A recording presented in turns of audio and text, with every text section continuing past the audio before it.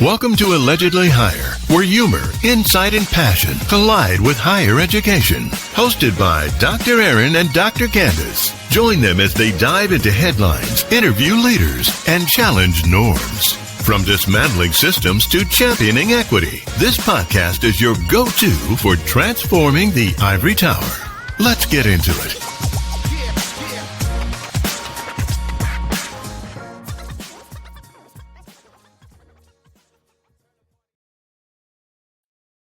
Hi, welcome to Allegedly Higher, a podcast where we dissect issues in higher education through a human-centered lens. Thank you for coming back. Thank you for joining us if this is your first time listening. I'm Dr. Erin, and this is my lovely co-host, Dr. Jackson. Hello, hello. How's it going? It feels like it's been a minute. I know it's going. Where we left out, what all has not happened. We had the event in New Orleans, did some visiting, working. I'm working on, the Jackson Film Festival is at the end of this month. So I am feverishly into that kind of planning, working on my book, kind of got the first quarter of it at a place where I think I can start, turning the tide and getting into the conflict now. Because I wanted that to be very strong. So, and some other projects, and it's been a whirlwind. When did we last record? When did we last? I know I couldn't keep up with the stories. I was like, did we talk about this? Because our conversations. We just talked in our prep for this. We just talked about maybe doing a Patreon, right? Higher After Dark, so y'all can get into our personal conversations. Like this podcast is really aligns with our, whether it's TikToks or our 3-hour drive home cooking conversations, or this podcast really resembles a pace and flow. So, but we do center ourselves because we won't sponsors, we want job and consulting gigs. So we do have to present a professional front. But one day we might let y'all in. Allegedly Higher After Dark. Yeah. Yes. Well, you mentioned the event. You just kind of glazed over. Yes. Well, we had the Black Higher Ed meetup on July 3rd in New Orleans.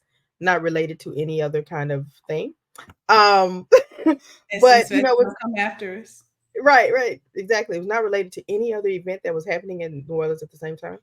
And so I think it was a great place. I really enjoyed connecting with people, job seekers, people who were in higher ed. Had a really good conversation with a young brother from in Baton Rouge, who went to your alma mater, by the way. It's in the business side of things, because what people don't realize is that in education, just like in my other life in film, there's so much behind the scenes even before you get to the classroom. So, and I remember like this aha moment when I said, so a lot of times when people talk about mismanagement of finances at Black colleges, it's not mismanagement. There's nothing to manage. There's nothing to manage. And so, just in kind of thinking about what the cost of health insurance is for Black colleges. So we had a really good conversation, met some wonderful ladies from Michigan. I just really enjoyed them. Yeah.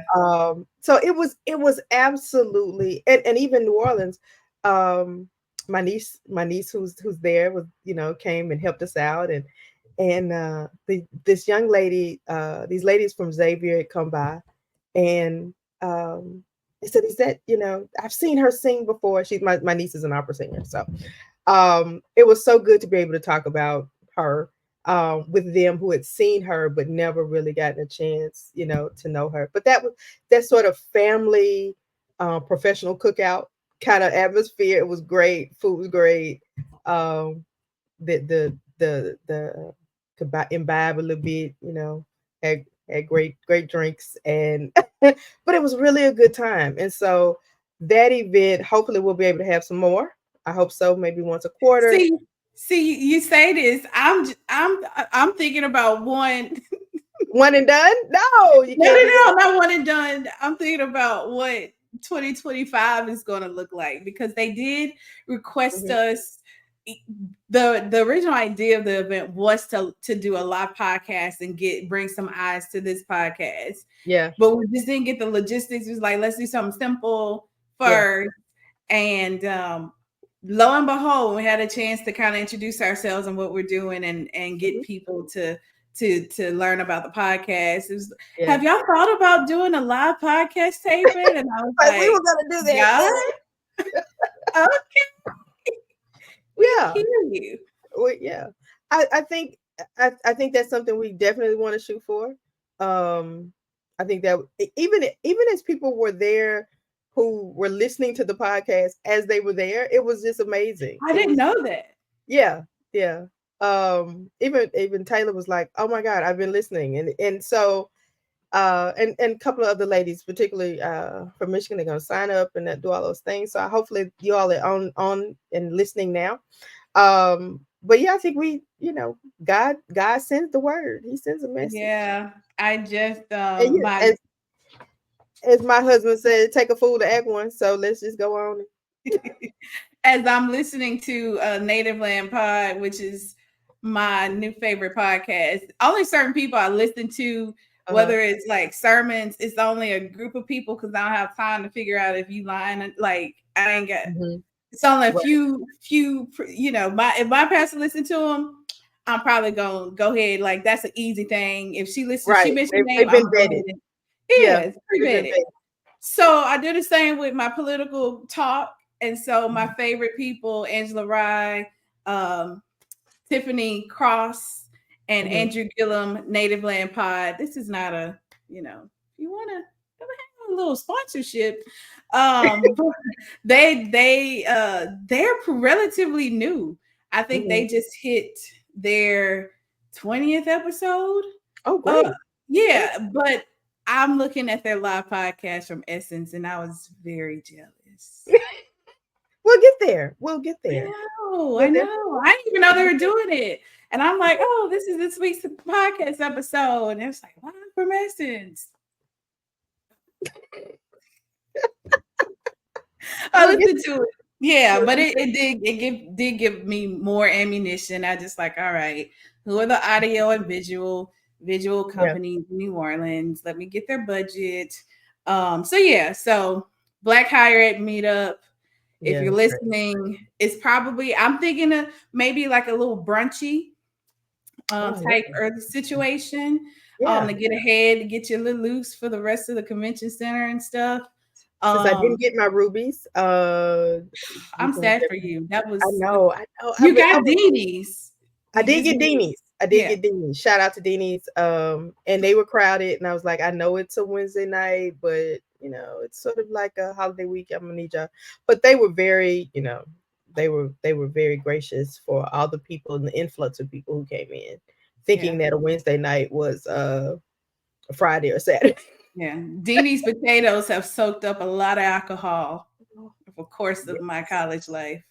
I know, right? Saved me from the brink of death. That's what I love about them. And nothing like that. Listen, don't give me any bread. Just gonna bring me that straight potato sugar. That's all. That's all I want. Yeah, just the potatoes and the butter. Save me. Coat my stomach before I put some fried food on it. Exactly. Yeah. So we'll do that definitely. But yeah, and then a pretty kind of tame holiday weekend. Well, I busy. was tired. Maybe next year, maybe not. I can do the whole Essence Fest. We'll have some, support on hand to where we just walk in, look at some things. That's lovely. Move that, walk in and everything will be done. Yeah. And then we can plan and have the whole Essence Fest. But I got the hell out of New Orleans. So do we. I laid in my bed for the 4th, the 5th, and the 6th. Oh my goodness. Well, my at the same time I was also missing. I did not go. Shout out to my sorors who went to Dallas. They had like y'all in Boulay. Is it 2 weeks long? No, it's just a week. They just left. I keep hearing stuff. No, I don't know. I wasn't there. I cannot confirm or deny. So it was kind of interesting. Someone, I think you texted me and you said, "Is y'all's convention the same time as Essence was? Sometimes this is how it falls. So, this is how it fell. That's a national vote to move that. I know, right? But you can't. It's kind of like certain things you can't do. My mama used to tell me if she went to Target, she can't go to Walmart in the same day. So you can't do can't do Boulay and probably Essence in the same year, unless you save up literally Well, like you got to 5 be a millionaire. Yeah, yeah, and that is not going to happen for me. But hopefully, I can go to the next one 2 years from now. So, uh, be in Vegas in July in the heat. Ooh. Yeah, I've done that before. You But need to save on your sunscreen right now. oh, that is a whole new. That is a whole And a thing. UV Like umbrella. yes, the And UV umbrella. I have you look. I even have because I'm in the sunscreen. I'm in the skincare. I even have black girl sunscreen lip gloss. I need So that because when I go out, yeah, that's you where I'm never most think about that. vulnerable. And I lose it all the time. I probably got a whole bunch of sunscreen, lip chap, lip anything with sunscreen. I lose it all Yeah, the time. but being ultra tight, so uh, but it actually looks good, so it would be something I would wear even without knowing that it's thick, but it's very light, but it's still thick enough that you feel it. Yeah, I might Okay, get that. yeah, black girl sunscreen. Shout out. Sponsor us. Yeah. Let me give y'all these shout outs.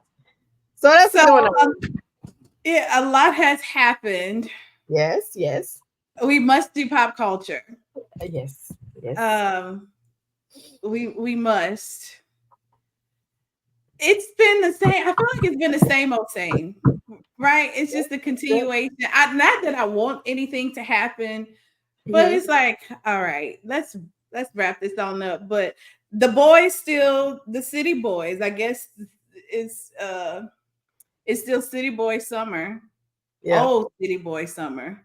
It's yeah. actually city man who act like boys. I don't.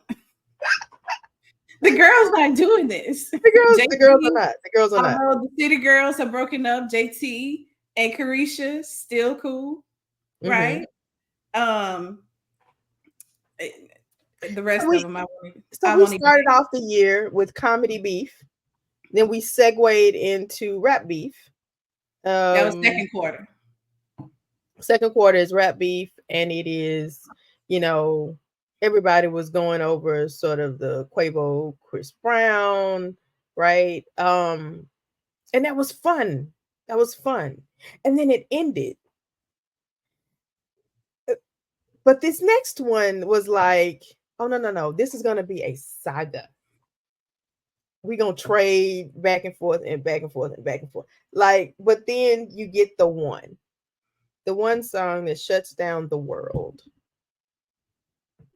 Not like Yeah. So I see, this is why I like Kendrick Lamar because it's not just a regular diss. Like he took a week. That's like, oh, he took too long. No, like he just doing business, right? mm-hmm. So not like us hitting the charts, probably his biggest hit.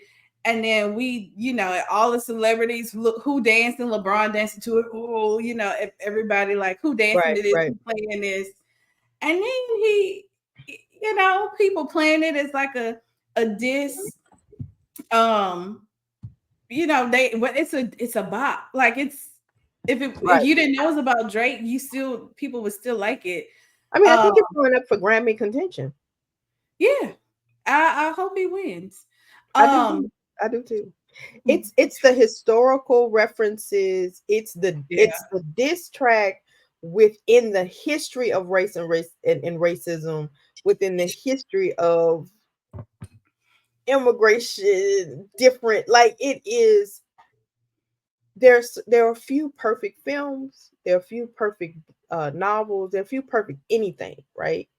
But if I had to really say that this was a perfect song, I could do that, because from shaving a haircut, knock at the beginning, to the hopscotch, to the hey hey hey, like to the Bill Cosby, R. Kelly, like references to all of it is in one song with a great beat. with Beats a get great if it got a good beat, it might. I'm ignore the lyrics, but a good beats get me. A little but basic. all of it, Beats get between me. all of it, like the musical, the technical, like even the fact when he said, okay, my favorite part of course is A minor, like that is my favorite part, because the multi-layered critical thinking that he has to embody and do and produce, because if you the A minor scale has no black keys, the A minor in reference to what he is alleging about Drake Mm-hmm. and young girls. And then Mm-hmm. in the video representation, you playing hopscotch. Mm-hmm.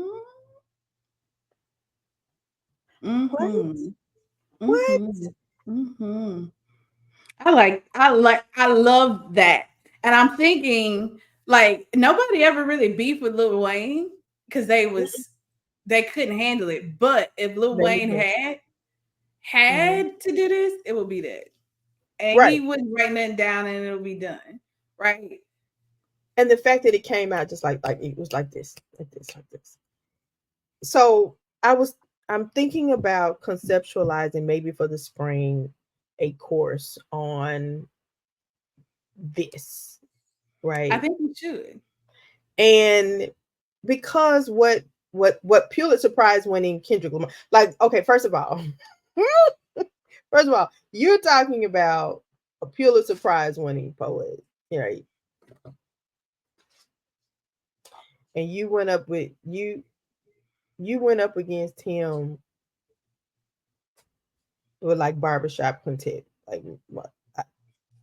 I'm trying I'm trying to understand. I feel like, so I fully understand in the moment of the interview with Most Def. I'm sorry. Yasmin. Yeah, get it right. I got to get Artist I'm formerly sorry. known I as. apologize. I apologize. I can't say the line from Coming to America. Mama named you.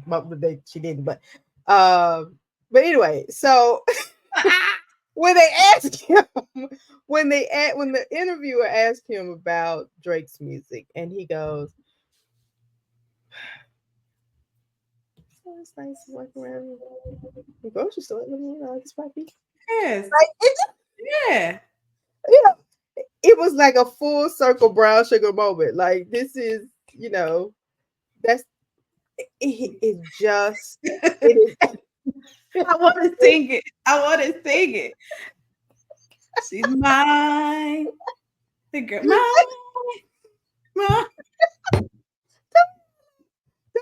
So this idea, like, how are you going to go up again? Like, why would you even try this? Right? This is Yeah. you're not Larry Holmes trying to fight an aging Muhammad Ali. You you going against a Muhammad Ali in the prime, and and you I I don't And, understand. and he got all the Crips and Bloods and other gangs behind him. Oh, And the Juneteenth pop up is you got legendary. held Like, in Canada, which brings us to the how we got here. yeah, The latest beef. yeah. So Rick Ross, if you're not keeping up with this and you reading like podcasts and listen to audiobooks, I applaud you. I don't, but Rick Ross and Drake was beefing over planes.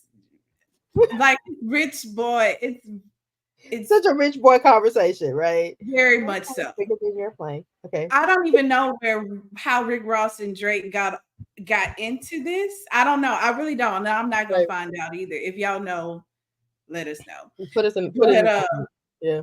at some point, Rick Ross entered into the Drake conversation. Rick Ross took his stuff to Canada and got in a fight. Not, and I'm putting it nicely. Right. Right. punches connected to him and his security. Mm-hmm. So yeah, he lost a fight in Canada, and he lost it to Hell's Angels. Did you know that? I did not know That that. was the Canadian gang who beat him. Um, Oh at a gosh. club for playing Not Like Us or requesting Not Like Us. So yeah, Rick Ross got beat up. Um, he has not commented on this assault, Mm-hmm. but he did comment on the game's sexual assault lawsuit. As you know, the game is is about to lose his house Oh wow. because the girl he assaulted, she never get her money and she trying to take his house. So while Rick Ross was nursing his wounds, he had time enough to, I think it was a story, I don't know where it Mm-hmm. was, or comment Mm-hmm. to like Mm-hmm. do LOL at the game losing his house. Should have married that first girl. Should have married a Oh baby. Yeah, the school teacher. yeah, yeah. And so the gang clapped back. He was like, I can get another house, but you'll always be fat. That will forever live on in my head.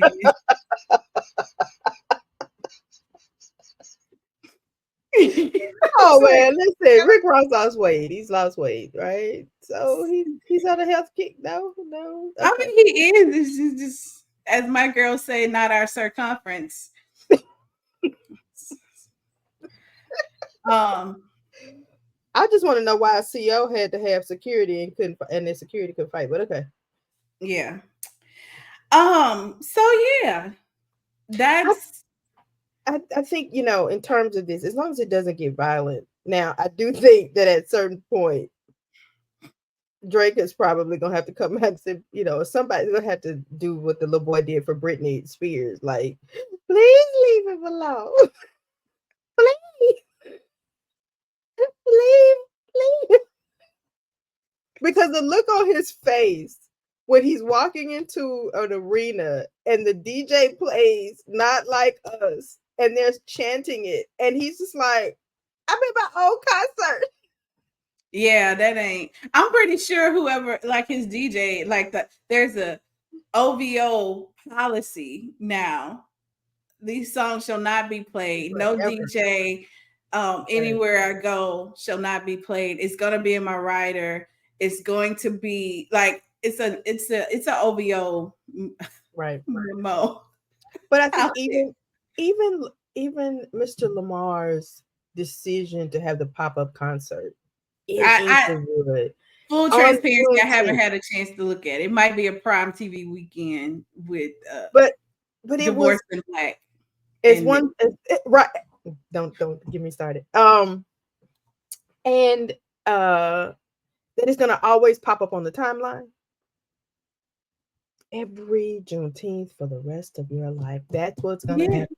But that's how that's memorialized for the rest of your life.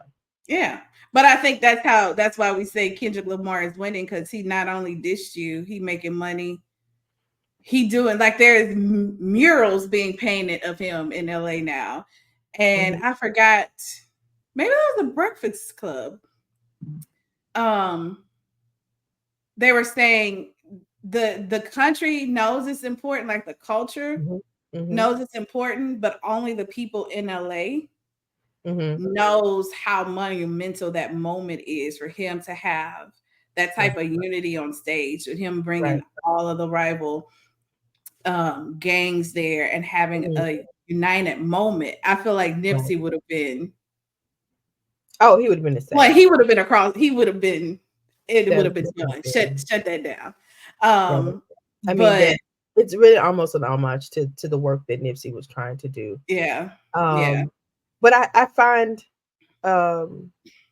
it's just the layers of it in terms of what we want our students. And I have to bring that back to higher ed. Like, what are we teaching them in terms of being critical thinkers and accepting and understanding history, seeing the interconnectedness of it all? And then you have something beautiful, like Not Like Us, not because it's a diss track, but because it is a celebration / diss track but it is a celebration of culture and blackness. Yeah, it was much bigger than Drake. Yeah. Actually. It was And he much played bigger. it 6 times with the same energy. Oh my God, when you see it, you're gonna just, and he was like, run that back. Like that, you know. So not only, and there are certain people that I see are almost like divinely, not almost, but who are divinely sent in certain areas of music. And I just think he's one of them. But that's that like stay in lane, know what you do well, And let your talent speak for you. right. Kendrick Lamar wasn't doing anything other than what He's Kendrick supposed Lamar does. And right. I'm glad his label, whoever, supported him initially, saw that vision and then tried to make him anything other than what it was. Right. I actually thought Drake was going to be that, but at some point he turned. I think some point the commercialism of it, of the business side. I love early Drake. I just remember the guy I was dating at the time. Like he was a little mini concert. Looking back, I'm like, I think you did your thing. But him and his his business partners, co-promoters, like they brought Rick Ross to New Orleans, and they were the first ones to bring Drake to New Orleans. And I was like the dude who's in Degrassi, I want to go see him.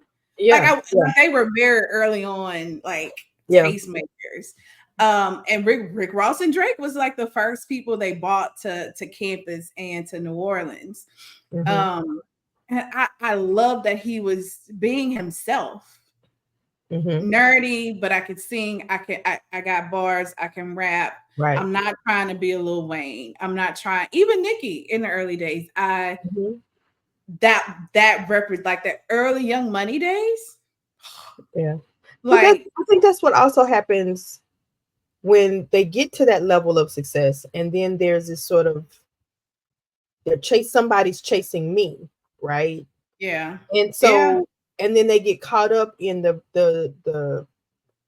bravado of it, the commercialism of it, the floss of it, like, but not necessarily, and they get away from the art, because what it happens the first time they put out something that's completely garbage, and people fight over it and talk about how it's the best thing ever, and it was garbage, and you go, oh, I can put out anything. And then you start slipping because you are not committed to the art, because your focus was, I want to make sure I can do this, I can make sure I can do that. Yeah, Drake was good in those early days, but when you start putting out the garbage and you go, wait a minute, I eat this for all my dogs.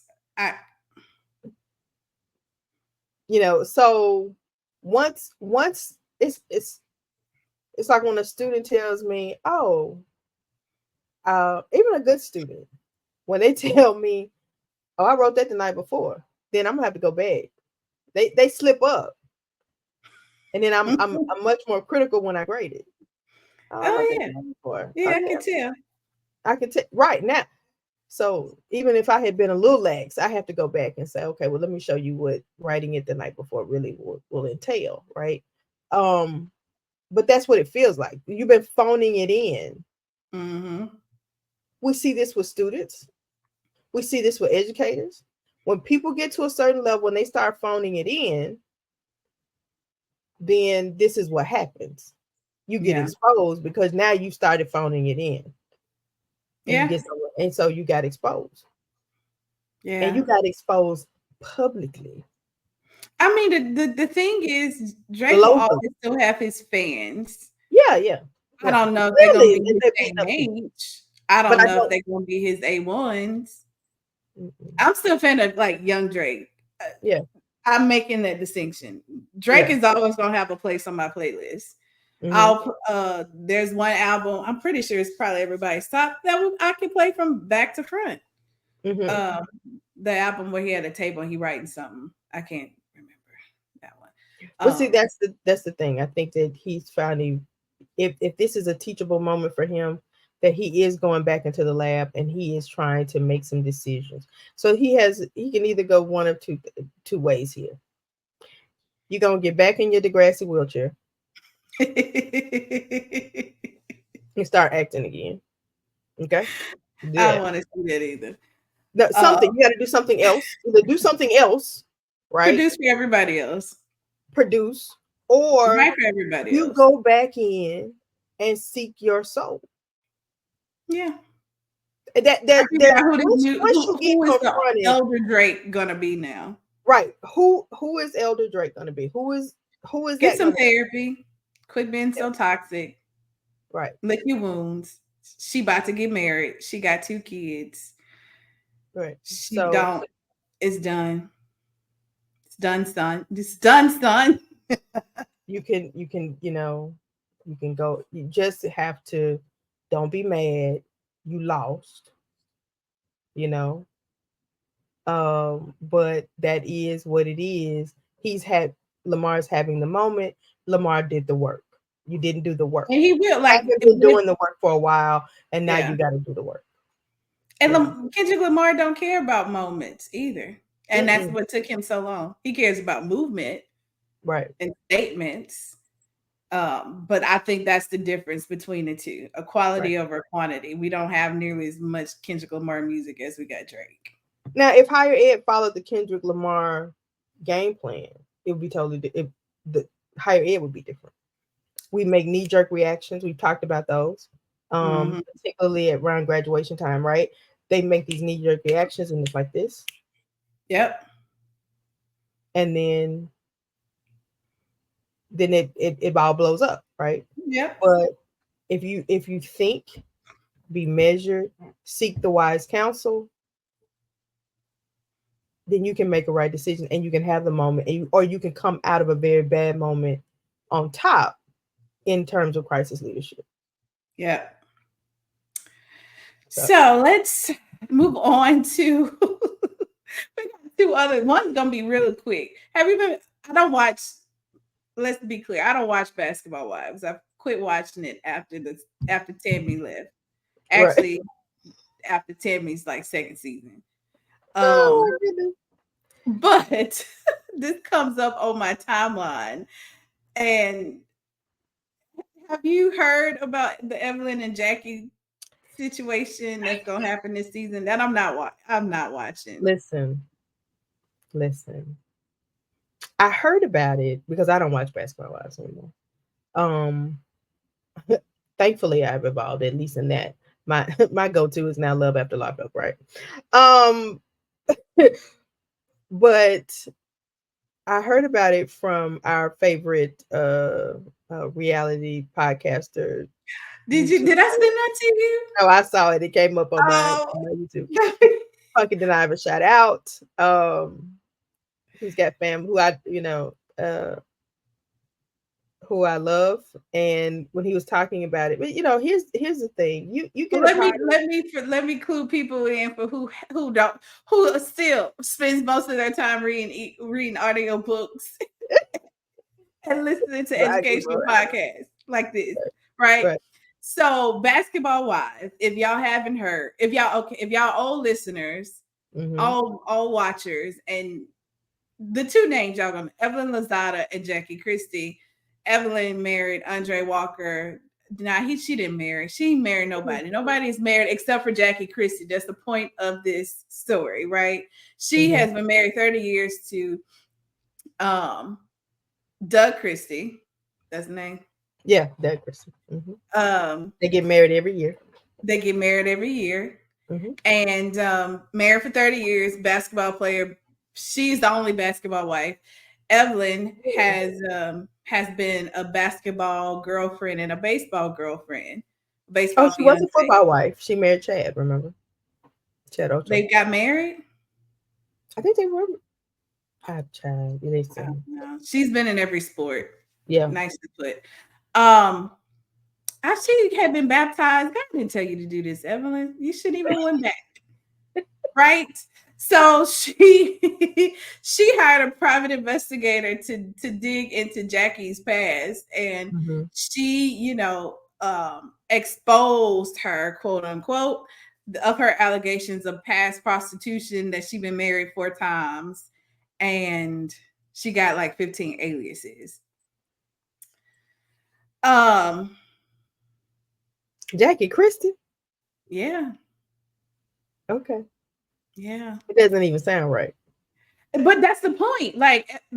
So to your point, I love Quentin or Funky Dineva. He always makes a point. That's my past and I don't live there no more. He said that Right. for years. And so of course he brings this back of Mhm. does it matter of your past if that's not where you are and you're a totally different person? But the thing is, like, Right. the point that he makes is that you doing this right now. It's not maybe not called prostitution, but you sure have sold things. Listen, you know, Personal things. I think it was a failed attempt to become relevant again because now you're the non-factor. But that's what we're saying about, like, these are old people beefing, right? Right. People are funnying up. Rick, the Yeah. game, Drake 40. He ain't my age gap. He ain't my age range, so he may not be 40 yet. Evelyn definitely over 40. Like, Evelyn's about to be a grandmother. by the game, allegedly. So what now? Oh, Oh Lord, are you serious? allegedly. Yeah. Allegedly. Okay. Allegedly, we saw her daughter dancing in the game's kitchen around December of the house that he set the loop. Yeah. Oh Lord. So they're saying she don't name the baby daddy, but everybody is definitely alleging that it's the game. So let me 15 years, 20 years, her senior. Let me say this. I think it's not unlike what another reality star was put off her show for doing. Kenya and Real Housewives. Yeah. Which I hadn't watched in a while. I kind of get the snippets from what happens, right? I watch that. I leave one ratchet. I limit myself to one ratchet show. Yeah, well, in Atlanta I don't run and watch them, but I will catch up. Yeah, now when I talk to you, I get the, you know, I know who the players are, but when I stop realizing who the names were and Candy's left, and you know, it's no fun. And I ain't watching for Portia. So, but with this whole deal, after knowing that she has been married for 30 years, and she's not the same person, even if it's true, being arrested for it doesn't mean was she convicted? She had prostitution charge. Okay. Funky said that's what everybody was selling and selling. But they're doing it now. It's all listen. They're all doing it. When I was out of town, you know, my nephew's birthday in June. And my father walked in the hotel and he's looking. I was like, come on, keep walking, right? He was like, they working? Are we at a hotel where they working? We in a hotel? We in a hotel? I said, no, Daddy, it's just that real hoes are having a hard time because regular women are dressing like them. So it's hard to tell who's who. I said, but they're not working. I don't think they're working. They're here for a weekend. And these are the conversations that you must have because in his mind, right? And he's like, because he's trying to figure out where are we staying. It's like, no, we're at a very nice hotel in the medical center. No, they're not working the medical center, right? Nobody's doing that. But she's been married to Doug Christie for 30 years. Before they got married, I think she had a daughter. Mm-hmm. And when you are in your teens or early 20s, you make bad decisions. What I can commend Jackie Christie for is getting past that bad decision and going on. Because what I do know and remember is that she's going to do anything she can to take care of her family. So if that's what she had to do, and that was the only currency she had as a teenager or an early 20-year-old, I fully understand it. There is no way that she could not be able to feed her child, and live if that's the only currency she thought she had.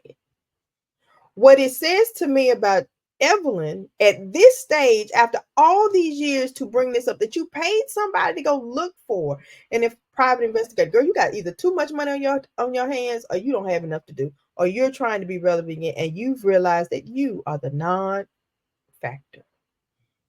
Agreed. And that's just, it's sad for you as a Black woman, and so that's why, and I do remember this.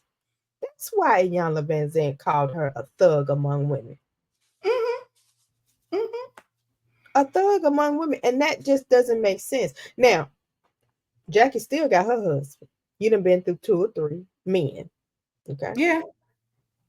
Tammy, the non-factor, is on a hit show and does movies and is respected in the industry, not as a reality star, but as an actor, right? Mm-hmm. And she started off in reality when y'all was still in high school. So come on, let's get with it, right? Who had to go on, who had to take care of her children, who was working a regular job before all of this happened, before Basketball Wives came about.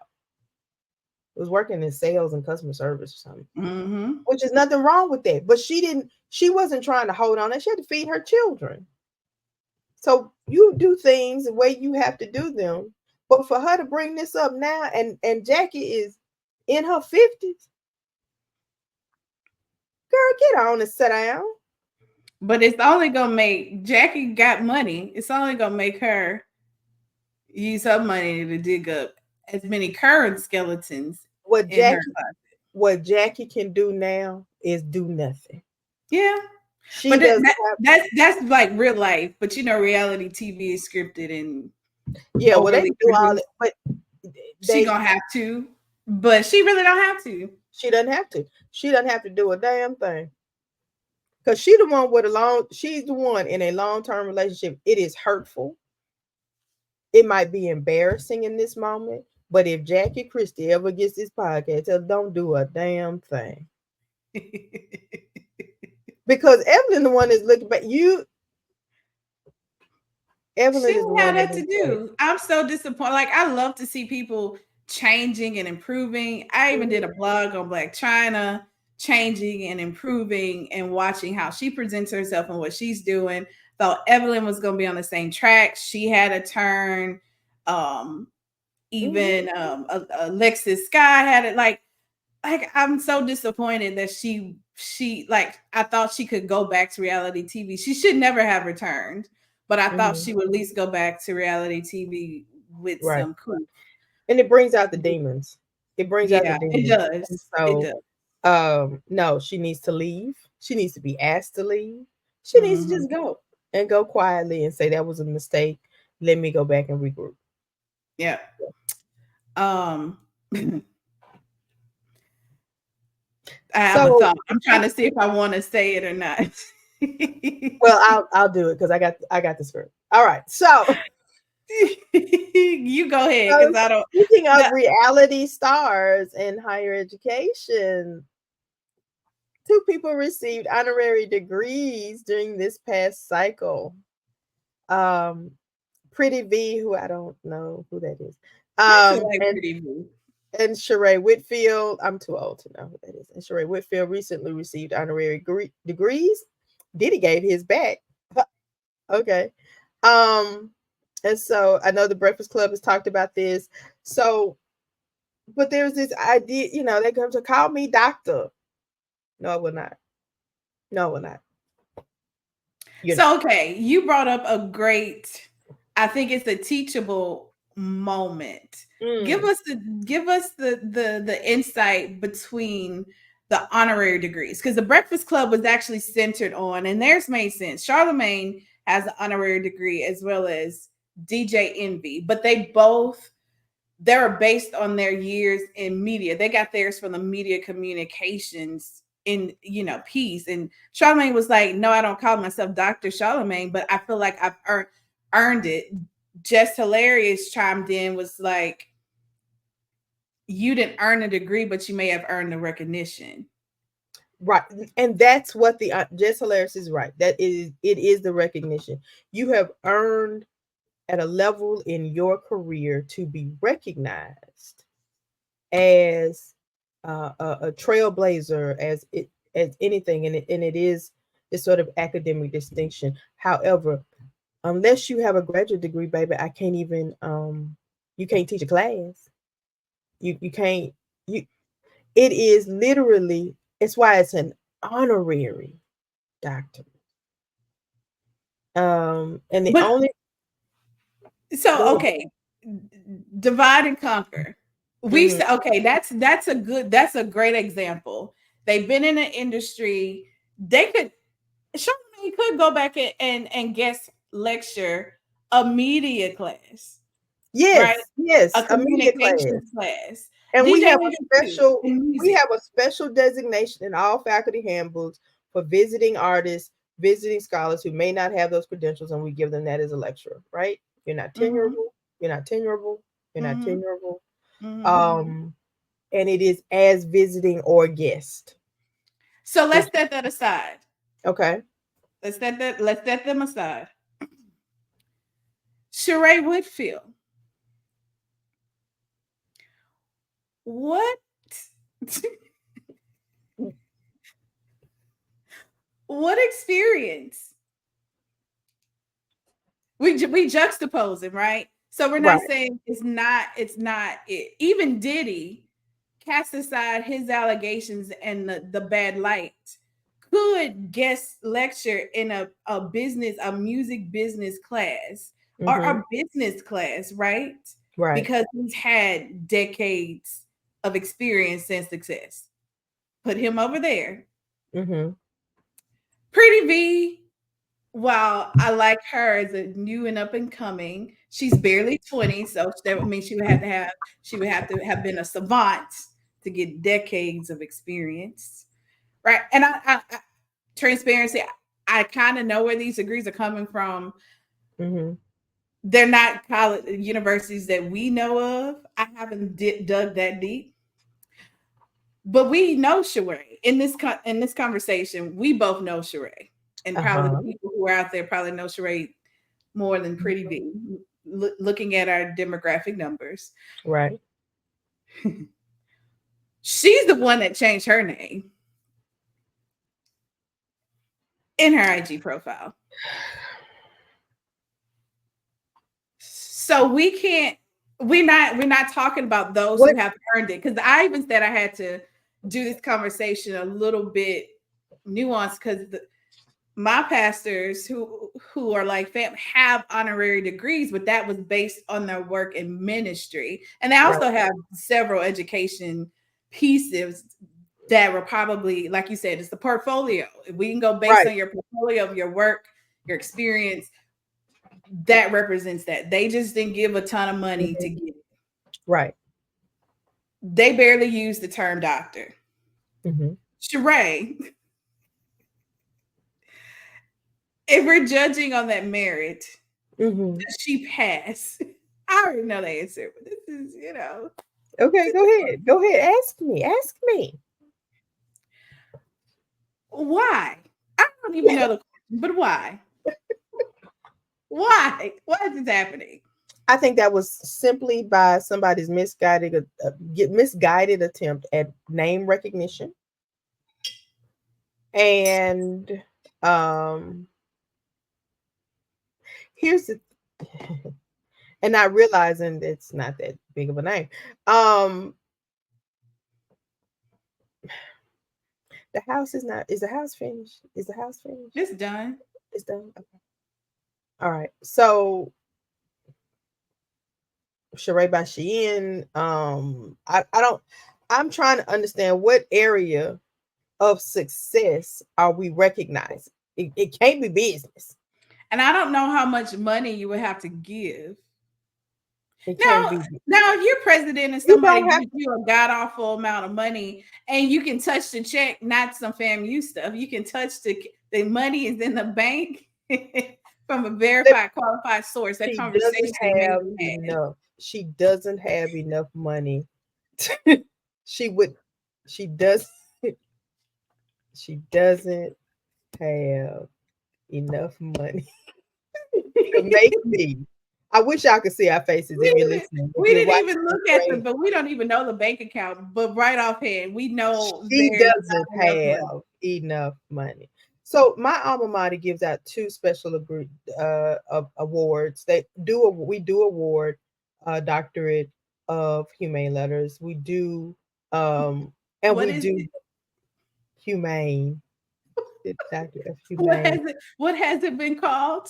Some people have called it human. It is not. There's an E. It's humane. Which would get on my mother's nerves. She would no longer respect anybody who would get up there and say human letters. And a meritorious achievement. So that's where people would fit. If you want, okay, so the meritorious achievement of you survived survived abuse and you become a reality television star and you're a great representative. No, you're not, but you there's a way to kind of make that work. That's a squint. That's a stretch. Right. That's a stretch Armstrong. But we're gonna stretch it, right? We're gonna stretch. But to understand that it is an honor to be recognized, but it's not it does not give you a license to call yourself. You know, people do that. Oh, call me Dr. So and so, and they do it as they accept. But that's not going on Cheryl Lee Ralph's resume as on her acting profile to say she's Dr. Cheryl. No, she's not. She's Cheryl Lee Ralph, and we love her. That goes in her bio. It goes in her bio that she has received honorary degrees from this, and that. But she's not gonna put Cheryl Lee Ralph PhD or EDD. It's not gonna happen. You know, it's fun in the moment, but for you to believe that means anything without proper credentials in the academic space says a lot about why did they select you and what's wrong that you don't get that. Because I promise you, I wouldn't be able to meet and have a conversation with somebody who got an honorary, who thinks that they're gonna go toe to toe academically and intellectually with me in that space, and they have no credentials whatsoever. Cherie can't do that. She don't want to fight. She don't want to have that conversation with me. Because I will check you, boo. Yeah, and I'm trying to. I will check you. I mean, and this is coming from her. This is nothing we dug up, but she even admitted. I don't even know if she have a GED. Now it's impressive that she has overcome that. Like, yes, very much so. Housewives would have allowed her to tell her whole story and be authentic in that. But she hasn't been authentic in telling her story. Pockets recently. Mm-hmm. But yeah. And I know that that's probably a sticking point, and it's something that she might have always wanted to do. But you have to be very careful, first of all, institutions about who you give those degrees to, and that there is an understanding that, yes, Charlamagne, DJ Envy have honorary doctorates. It is in and their they bio. also gave a lot of money to Hampton and where Charlamagne's mom went to school, which is like, it's not, I don't think it was North Carolina A&T. Maybe. But it also is not necessarily about it's not necessarily about money. It may be your graduation speaker. Again, yeah, he did that. It demonstrates an achievement on a certain level. But it's not to be used as if I'm going to walk around and say, hello, Dr. Whitfield. No. Now, case in point, Shaquille O'Neal at least earned his EDD. Is it EDD? I think it's an EDD.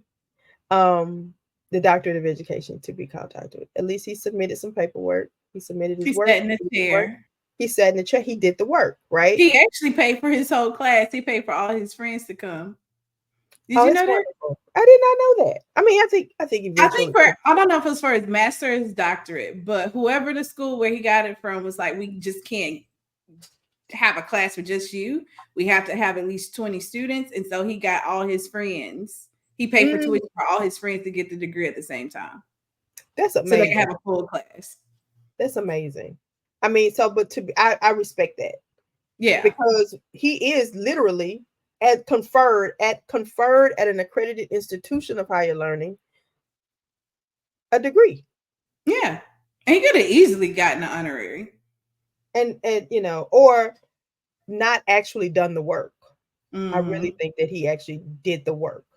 And so that's different. When I call Shaquille O'Neal doctor, I mean that, because then this means that in some shape, form, or fashion that we're colleagues. Girl, enjoy that honor and recognition, but that's not. But colleges and institutions have to be much more mindful of what it means when they select people for this highest honor, because this is embarrassing to the institution, and any traction you thought you were getting from the D list is not making it. So I was like, what is the trade-off here? What did you get? Like, what did you get? Is Mr. Whitfield? I think it's like a Christian college. I'm gonna dig some more. It's like a Christian college. I've seen that. Black China has one too, but she didn't go calling herself Black. I'm sorry, Angela White has one too, but she didn't go calling herself Angela White. But take that back. She actually studied in theology. She had been doing that in the background. She actually has a degree, but there's like two things that she did there. So I'm going to let her pass too. Yeah, but I think you have to be mindful of that. You have to be very mindful about who you are allowing into your ranks, who you're publicizing, who you're doing. That means something. Because Diddy's was not that old. Like, no. Y'all heard the rumbling. Yeah, he is in 2020 when he gave Howard one, and he gave Howard $1 million, and he gave Jackson State $1 million. Jackson State not giving up nothing. So here's the thing. I have a problem though. Whatever is going on, whatever the case will be, I do have a problem with a rush to judgment in all things. And now y'all knew from what the allegations were, he been doing all of this since he was at Howard, but y'all still claimed him, he still took his money. But until there's allegedly shot somebody in the face by now. Right. But until there is a certified on record conviction, you don't have, it's a rush to judgment. But I thought we talked about on the podcast, that must have been our conversation. Yeah. I would not have given that money back. No. I would have. I mean, it could have been gone to a wellness center or a domestic violence center, because we know for sure he beat somebody on your campus. Right. But it's this, I'll give him his money. Like, I don't think that balance the scales. I think people eventually they will regret it. I think I wonder if Spelman regrets giving back the $20 million, because now that didn't come from Bill, that came from Camille. And how hurtful that may be. But you don't have, but it's always a knee-jerk again, it's the knee-jerk reactions in higher ed that are problematic, as opposed to taking the Lamar approach of measured rebuttal, right? And taking time to really think through what all of your options are, as opposed to, we get into this fear of what will happen, what will they think of us, how will this affect recruitment? It's not going to affect recruitment. Build another dorm. What somebody gave you 4 years ago. Yeah. That it's going to hurt you, as opposed to funneling sending those funds to greater use. And this is why you're not giving it back, right? That means something to say We denounce the actions or even the allegations of actions. But this is no, we're not giving back $1 million. We're going to fund a mental health crisis center, domestic violence center, male-centered therapy, because most of them think that all domestic violence is all women, right? So a male crisis center, because whatever was happening in his mind, he needed somebody. He needed some help. Yeah, totally agree. Yeah. So I just think if colleges and universities can stop and think, take a minute, sleep on it, go play a game of Candy Crush. I don't really care, but give yourself time to really process, as opposed to going, oh my God, the sky is falling. It's not. Have you ever seen a white institution do this? Well, they do this around, academic issues like graduation and pulling the commencement speakers in May. Like, those are the knee-jerk But reactions. they ain't never gave back no money. Oh no, they ain't giving back no money. But that's what I'm saying. Our We most think that is hollowed walls, the ivory towers, have been built on the backs of slaves and slave money. They still ain't give no. Some people have done pockets, but after this DEI, that's gone. Right. They're not giving back. They never do this. They're not giving back no money. They no take backsies. No, not at all. Not at all. No take backsies.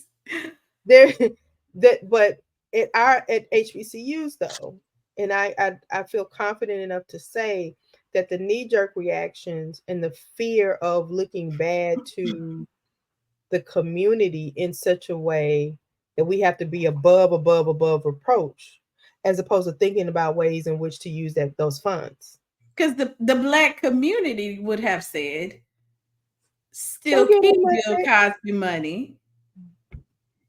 I'm trying not to say nothing that would get us canceled. Well, listen, not human trafficking. I'm gonna merge my worlds here, right? So the Jackson Film Festival this year is honoring Good Times, 50 years of Good Times. We're having Thelma come, so we're excited about that. But remember the episode when James finds the $2,000 in the bag, and Florida makes him give it back. What?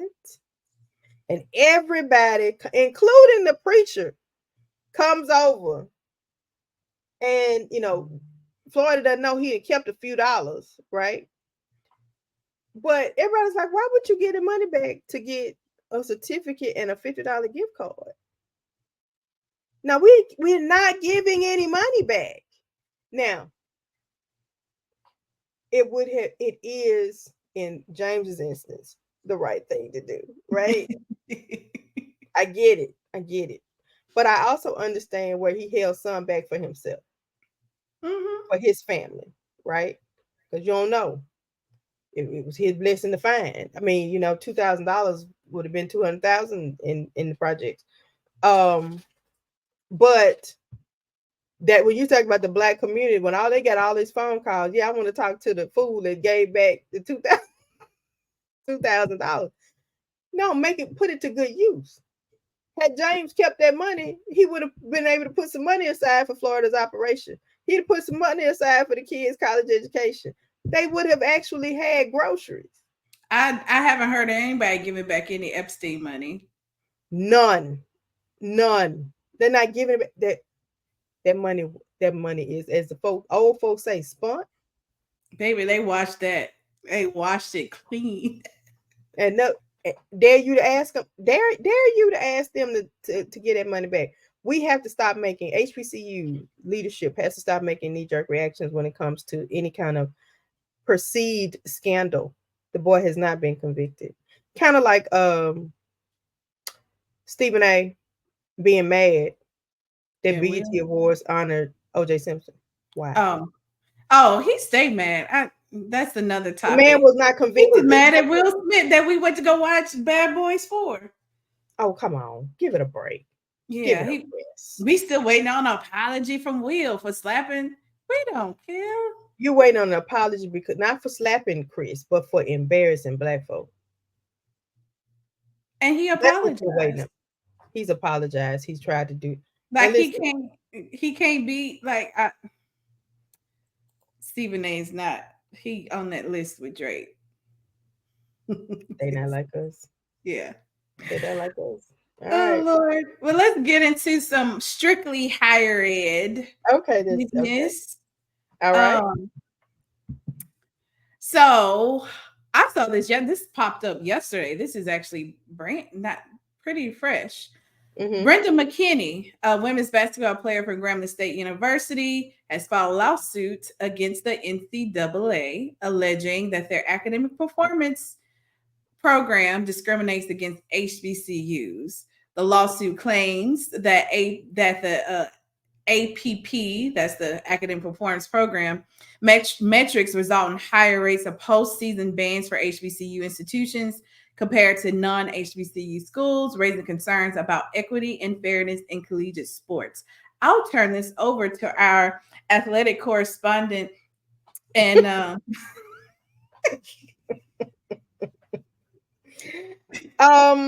let me say this. We had an incident in a previous life where coaches were telling students they didn't have to go to study hall. And my response to that is, if I hear it again, I will see you to the gate personally. It's quite possible. But I do know the HBCUs really support their athletes. They really do. I don't know if it levels, if the metrics are prohibitive or discriminatory. I mean, a 2.2 is a 2.2. Anywhere. I don't know what that means. Like, it's so fresh that I didn't dig in, but it's just the fact that I wonder who's backing her on this. Because what it says is, I mean, eligibility is literally a 2.2. I remember in my early days in that other place, and I met with the commissioner of the athletic conference. He asked me if I wanted to be an athletic director. It's like, no, I want y'all to do your jobs. And I was lamenting the fact that the eligibility was a 2.2. I said, because they can't get into graduate school or professional school with a 2.2, but they can play for you all. I said, so we have to be better than a 2.2, because the likelihood that kids coming out of those conferences, whether it's the SIAC, the MEAC, the SWAC, or whatever other conference, HBCU conference we have, the likelihood is that, they may go pro. Very few go pro because they're not checking. We have to prepare them from a life beyond football. And this was about the same time that the scandal at UNC Chapel Hill happened in 2015 with the African Studies degree for the basketball players. To keep them eligible. They weren't going to class. And I was at Chapel Hill at the time frame that they were talking about this. So, and I said, if you can't get John David Washington, the son of Denzel, went to Morehouse, played football, wanted to be a pro football player. Thank God he went into acting. If you couldn't get him past the practice squad, what do you think a kid from these other institutions that don't have that name are going to do, right? Yeah. So we have to want better. I don't want to tell the NCAA that our students can't get a 2.2. That means you need to recruit better, and we need to make education and academics a priority. Remember, they are student athletes, that the student part comes first. And that's the bottom line, because at the end of the day, the likelihood that they go pro is slim. And that's whether they go to an HBCU or a PWI. The likelihood for all of them is that there only will be so many drafted, right? Even before that, it's highly likely, it's more likely that they gonna get injured before they even go pro. And that's my gripe, and the same gripe that I had in our past life. When I looked at those retention numbers and graduation rates, I realized we had a huge problem with red shirted Black males. That's right. Because they identified with football. And once you took that shirt away, they were naked. They didn't have any other shirt to put on. Nothing. They held on to their red shirt as long as they could. So once they did not, if you didn't expose them to what just being a plain student was, we had to fight to make sure they participate in first year student activities. Right. Because once you strip that football away, they have no other connection to the university, and they were the first to leave. And because football has been everything to them since they were 6, they have very little to identify with. Super vulnerable. And so I had a former student of mine who worked for athletics at Jackson State as a student, and we talked about that she would do, because she wanted to go into sports media, podcasting, whatever, and all of that, and beyond football, because a lot of these kids don't know what their talents are, or the few that do have talents outside of football aren't really being allowed because they got practice 2-a-days, they got the mandatory this, they got to the ones that have to carve out those special moments for themselves in doing something else, right? And I'll take, our latest, the golden boys of Shiloh Sanders, who's a classical pianist. That's important. Now, if I was mom and dad, there's no way if my boy could play like he plays that I would risk his hands on a football field. Yeah. However, that's just me. But to know that he has something else, that he's heavily into music, that he wanted to be in J5, that he got the mace, and he was so excited about that and that whole experience, and that he is a graduate of Jackson State University. But to sue for less, sound, I need to do a deep dive in that, but it could be it's going to backfire. Now, what Black colleges need to sue is the college scoreboard, because it doesn't take into account how many go straight into graduate and professional schools. It doesn't account for those Black colleges in that way, right? Because a kid can leave Chapel Hill or they leave Yale and they're going straight into the workforce without going into graduate school or professional school. It's it's Carolina or it's Yale or it's Brown. But our institutions typically send our students to further their education, because that is culturally what we have had to do.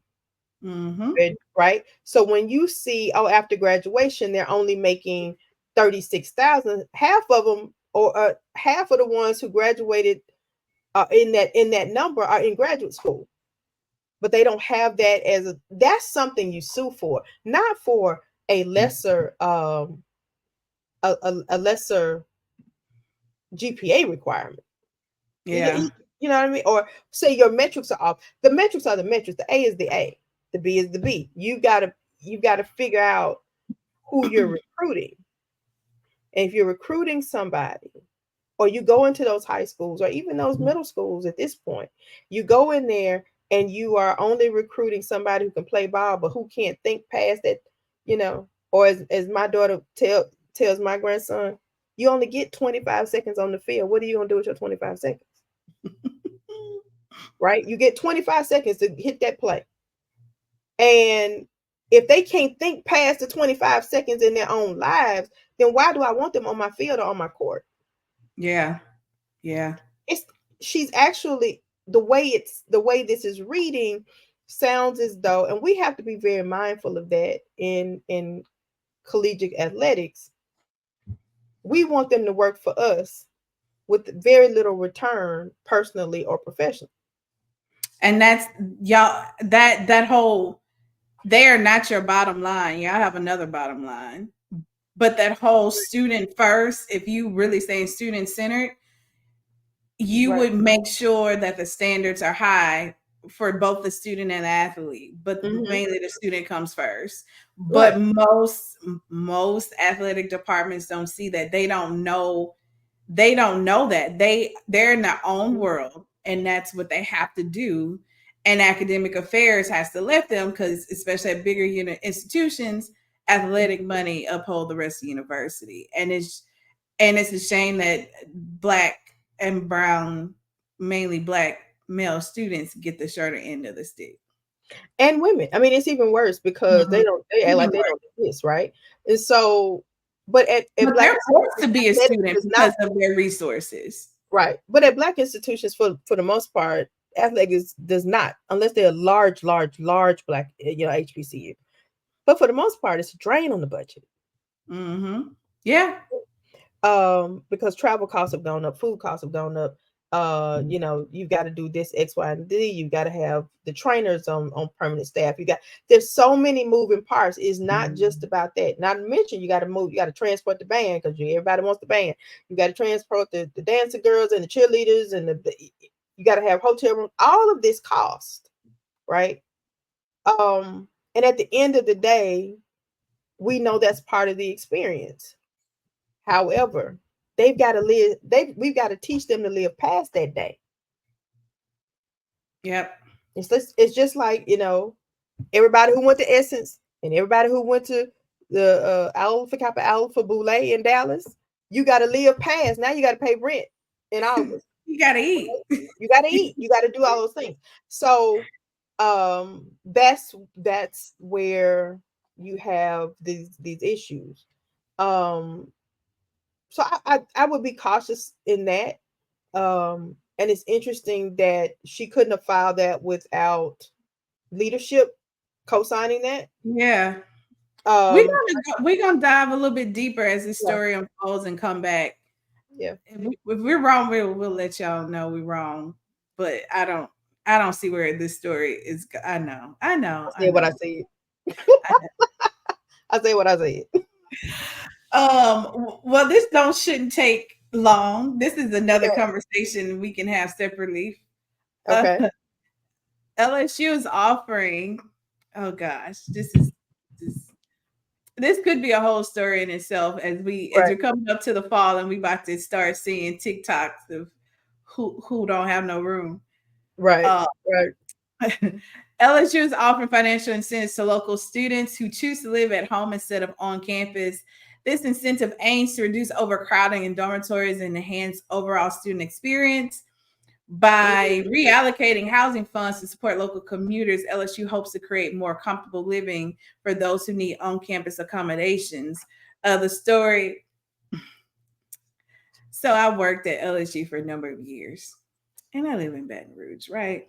But the story is not saying. And then the story actually did add, one piece they did add was that students is like, if they put so much money into all the luxury things like lazy rivers and things, which I didn't get a chance to swim in. It was built before I left. It was built after I left. But the students like, y'all need to create more housing on campus than adding other stuff to make students, and so that's what the students did. The other piece that they didn't say is that commuting and parking is absolute hell. I don't even know if $3,000 is even worth it. So that means they're gonna have to have wait. Like I don't know. They used to. It goes on and off where first year students can have cars on campus and not. But I'm pretty sure they gotta. If there is, that's the same policy. They gotta change it because I think first of all, there's several layers to this. One, what kind of discretionary funding do you have that you can pay local students to commute? They have it. Okay, so that they're so instead of taking those funds and perhaps securing housing, whether it's an apartment building or a hotel, or to start building quickly, I don't know why you all have not done this. So that means that you've exceeded your capacity. which means you did not do your due diligence the year before or 2 years before to realize that you were inching toward your capacity and you did not petition or use your discretionary funding to build a new dorm. Yeah. That's planning. Um, Two, what is the liability for having students commute? And if something happens to them along the way and they had to commute and you paid them to commute, what is the liability for the institution No. if something happens to those students in their commute? No. None. But it does hold true, like if you had planned and if you had built a new dorm, or if you hadn't built a, did you say a lake? A lazy river A in the lazy shape of the LSU. lazy river. Yeah. I actually really wasn't enjoying it. I was happy, but I mean, A lazy river, so they can just kind of inner tube through, or is that what it is? it's real nice. I'm sure it is. And yet you don't have any place for your children to stay. And that I wanted to point that stood out in the article. I was like, out of the mouths of babes. But that was, I mean, but that was at a time where institutions was like, we need more luxury accommodations to attract students. At this point, students like we just want to like. I think this generation of students of learning that Gen Z are very shrewd consumers because their millennial parents went through the recession and they saw them live it out. Like that's a new piece of research that I stumbled upon. They're shrewd consumers. So this generation of students is not like the generation of students, the generation of students who wanted the amenities. Right. We're both frozen. So just want to FYI. Can you tell? Yes. Well, I'm not. You are on my screen. Let's take a short break. All right. Let's take a short break. All right. We're back from our quick break. So we left off with talking about housing and how LSU is paying people to live off campus. I want to see we're gonna talk about that when it's time for Move-In Day. Yeah. And we're gonna start seeing who came all this way with all their stuff and ain't got no room. It happens every year. Every year. I don't know how we can ever I don't know. I've never been a student affairs person. I just saw it from the outside looking in. Well, I think that you also LSU and Southern are back to back. So I'm sure that there would have been a way to collaborate.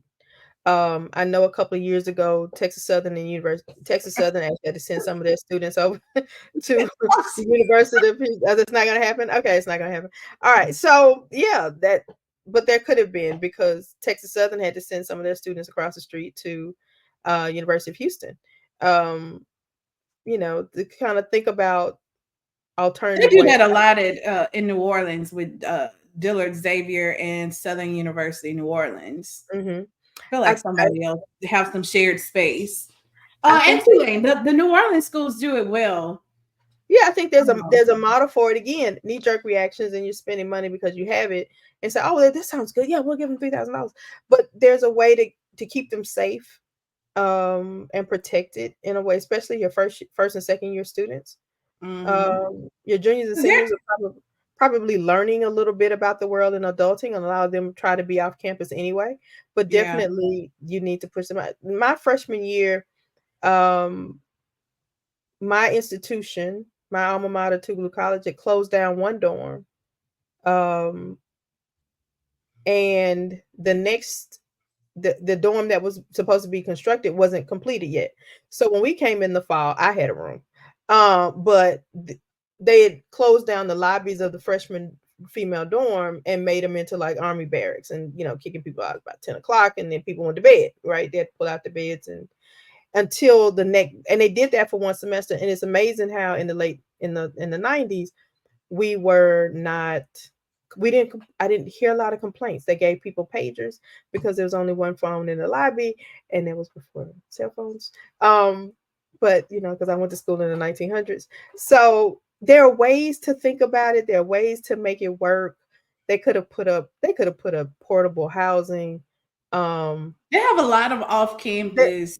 Now I don't like some of those companies, and if I had money, I would probably be an investor to create for real off-campus housing options for college students that's not predatory and it's safe and has all the tenets of on campus and create community.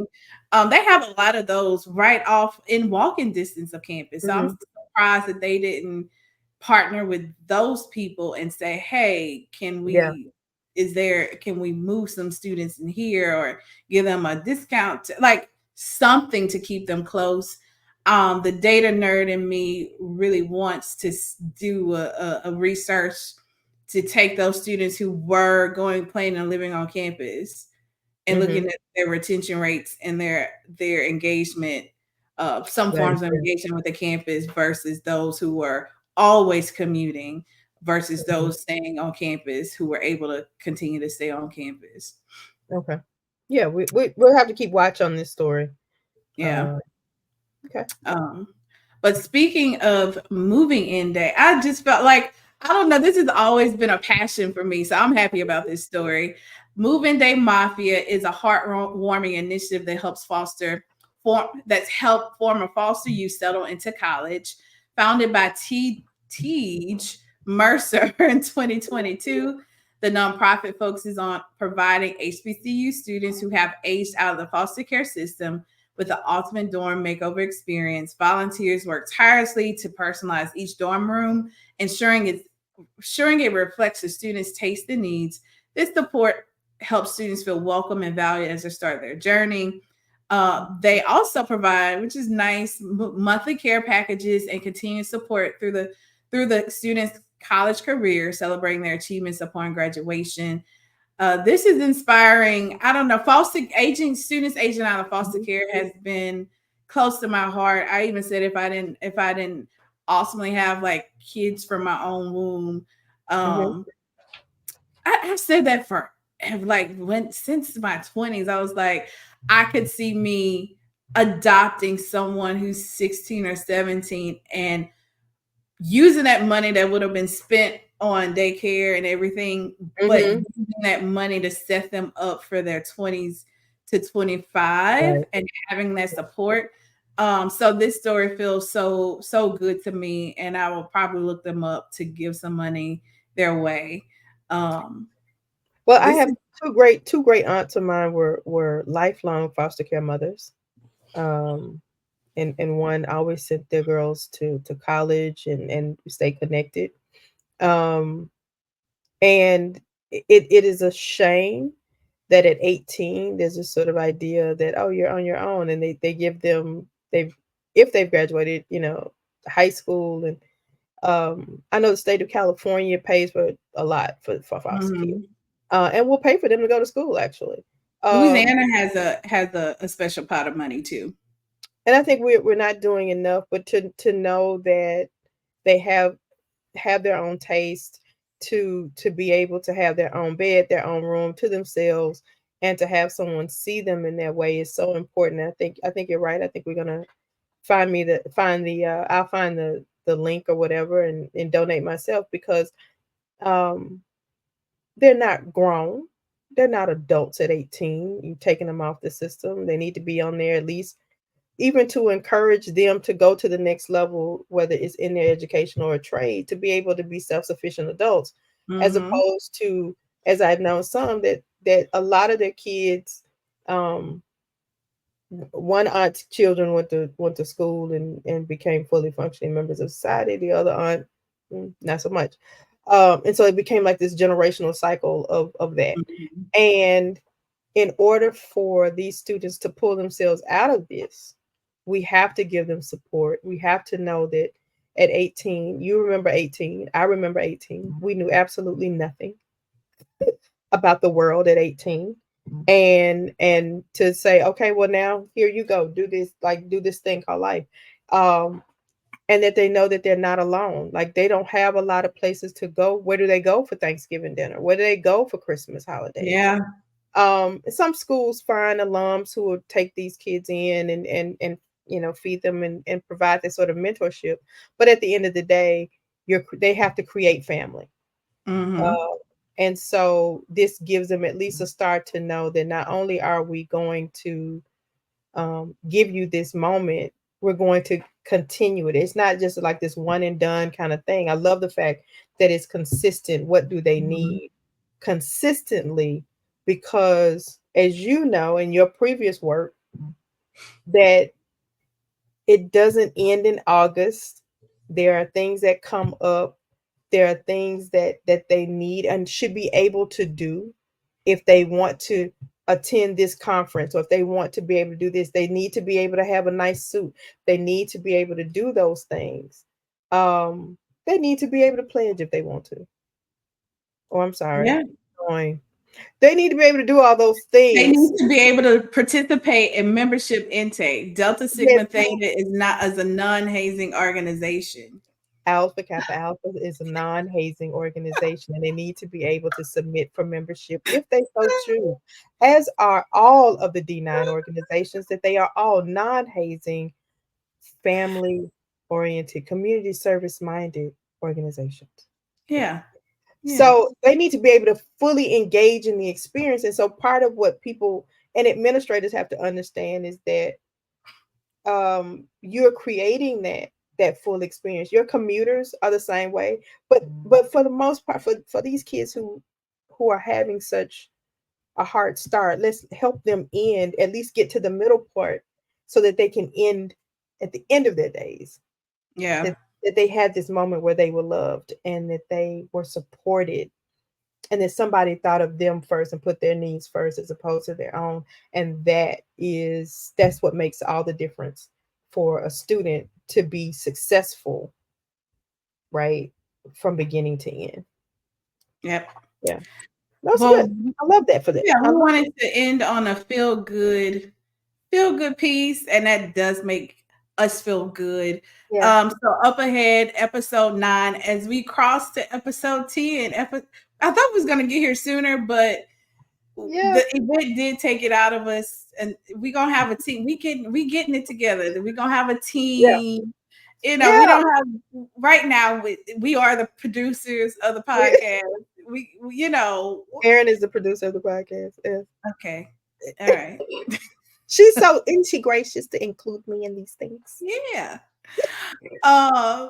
But as we creep to episode 9, a look ahead, we're going to talk about how Project 2025, if you don't know what that is, look it up and then come back and listen, how it affects higher ed, or how it could affect higher ed. And we're also going to talk about who's in and who's out, mainly the in and outs of HBCU presidency.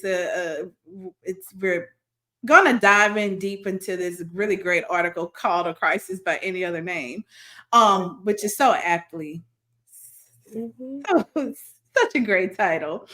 But all of that to be on my best behavior. Oh yeah, we will. And we're also going to talk about some we've been following the story of this Alabama A&M. I don't want to say versus Miles College. Why can't we play together? Why can't we all get along? Yeah, and so some Alabama A&M did not win their bid to purchase Birmingham Southern College. Mm-hmm. The Miles is. So we'll see. We might have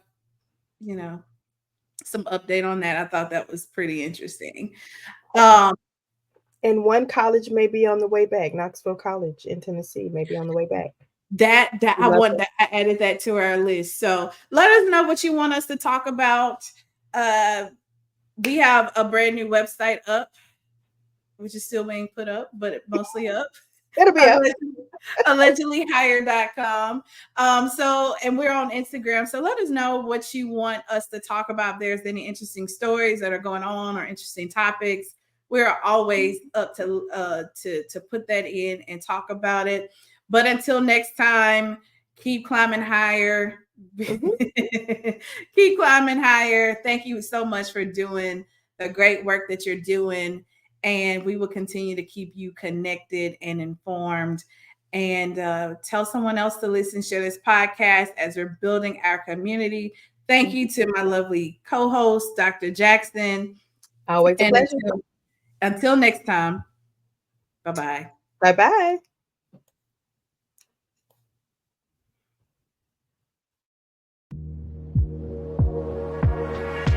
Thanks for listening. This episode was sponsored by Holistic Higher Ed Solutions, committed to enhancing student success. From coaching to planning, our practitioners empower institutions. Ready to transform? Visit holisticheredsolutions.com and let's revolutionize higher ed together. Be sure to subscribe, review, and join us next time.